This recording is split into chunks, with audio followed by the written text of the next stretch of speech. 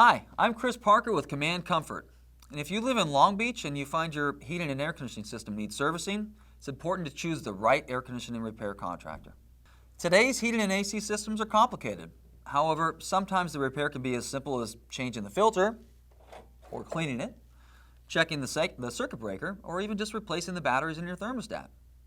Although, oftentimes it could be a more serious component failure such as the compressor, the circuit board, capacitor, or many number of things. It could even be an installation problem. Now, to repair or service these types of failures, it's going to require the expertise of a professional heating and AC contractor.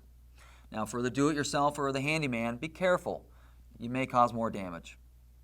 And if you decide to use a professional, make sure the company you choose, they're licensed, bonded, insured, and has a great track record of positive reviews on Google, Yelp, or other social media sites. Make a phone call, discuss what problems you're having, and be aware, though, that most companies won't have a technician available to troubleshoot on the phone. Servicing this, it's going to require a technician on site, really, with tools to diagnose the problem. If your system's seen its last day, you may want to consider a ductless Minisplit.